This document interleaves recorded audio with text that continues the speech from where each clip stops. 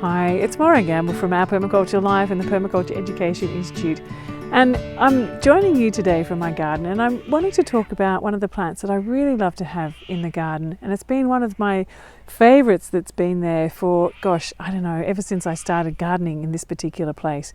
And today I was gardening with my daughter, and she wanted to have her own patch of garden because, right now all the kids are home from school, and it was one of the things she wanted to do, and we were clearing out this little area that she thought would be perfect for her to create a little reading nook and her own little garden of special things. And we had just too many aloe veras in this spot. So I've dug out this kind of community of aloe veras that are all together and connected, and I'm going to relocate this to a food forest that's behind me up here. And so I just wanted to tell you before I relocated a little bit about this plant, because it's something that many people have, and but I wanted to talk a little bit about how to use it, how to harvest it, and maybe how to share it as well. So this is also a very ancient plant. On the tombs of some of the walls of the tombs of pharaohs, it's been written about. It was used by the Egyptians, and it's part of like ancient Sumerian medicine. So for a very long time it's been recognized as a medicinal plant. So I use it for lots of different things, and some of it is skin, some of it's hair, and also some internal things too. So it'd be lovely to hear from you too. What are some of the ways that you use aloe vera? So put it in the comments below. Perhaps there's a recipe you have, and something that I think would be really interesting to hear. If you have any recipes of how to make a DIY hand sanitizer, perhaps using aloe vera from your garden.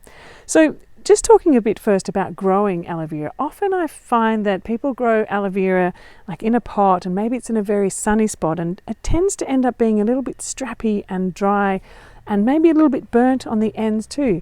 What I find, even though it's one of those sort of succulent hardy plants that can really do well in drought, it's actually really likes being in a spot where it has a little bit of shade and has a nice rich soil and a bit of moisture. So that's how I managed to get these amazingly thick parts of the aloe vera, which just full. The pulp is so full inside these, which is just magnificent for so many things. So this is a really healthy looking community of aloe veras that I'm going to move over. So you can pick your different spots, but it does grow well in a pot, but it does even do better in the ground. Some people are a bit worried about it spreading, but the thing is though that if you start to see that it's starting to send out some new shoots off the side, then the thing is to actually harvest and use it, or to just simply take it out because it comes off so easily, and then maybe share it. We've got so many today that my daughter and I are thinking about potting up quite a few and just putting them up the front of our block for people to take, because it's kind of expensive to buy these sorts of things in the stores, and they just grow so easily. So some of the ways that I use it, I find a nice thick stem. I'm just going to chop one off here. So a nice thick stem, and then what I do, so I'll take a few sections off this. So one of the ways I use it is if I have a burn or a bite, I would just simply put it on the skin and it soothes it. So if it's a bite, I'll keep it there until it I'll actually strap it on like that. So for mosquitoes or for little insect bites, to take away the itchiness. But you can also, if you've got a burn from the kitchen or a burn from ironing, even though I tend not to do too much ironing, then just strap that on. And what I found actually is that if I leave it on until all of this pulp goes into my skin, that it actually it doesn't blister, and that it can help to stop scarring as well. So if I've got a little sore, like from gardening, that's looking a little bit red, maybe it got a bit of sort of soil bacteria in there, I can just simply strap that on too like that, and leave it for a couple of hours, and it'll really help to make a big difference and help the healing. So it's good for skin. It's good for scratches and burns and bites, but it's also good for skin for your face, or if you get some sunburn. So often what I do, I try not to get sunburnt, and I hope you don't either, but if you do get sunburnt, or if you want to just simply do a nice moisturizer, what I do is I just simply rub my fingers along the gel just to loosen it up a bit, and then just sort of put it all over my face like that. It's quite goopy, but then you just rub it in, and it feels absolutely amazing. And you don't have to wipe it, you don't have to wash it off, but you can if you like. So you just kind of put it on and leave it there for a while like that.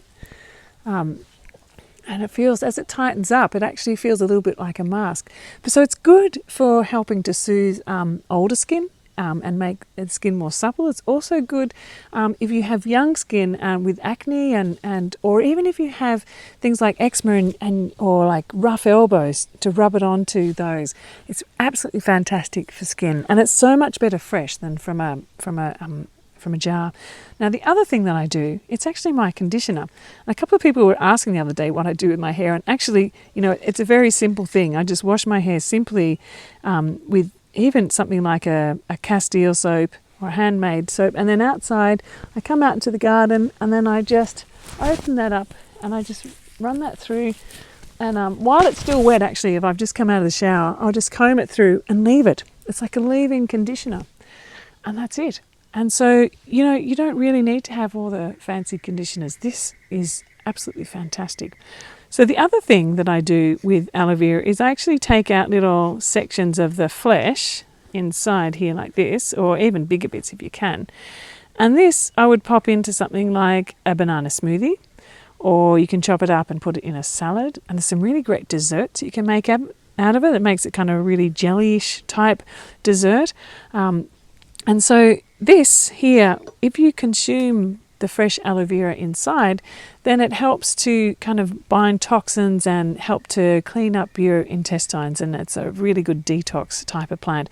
But have a look, go online and have a look, or find a book about aloe vera. There are so many benefits and so many different ways that you can use it, but they're just some of the simple ways that I use it, both externally and internally. Now don't forget too that if you have some that it would be a really lovely idea to try and share some with people. Everyone's making gardens at the moment, and it's hard to get access to different things. So if you can find like these little pups that come, we call them pups, the little ones off the side, as long as it's got a little bit of root, you can plant them. But if you've got even bigger ones, they get going more quickly.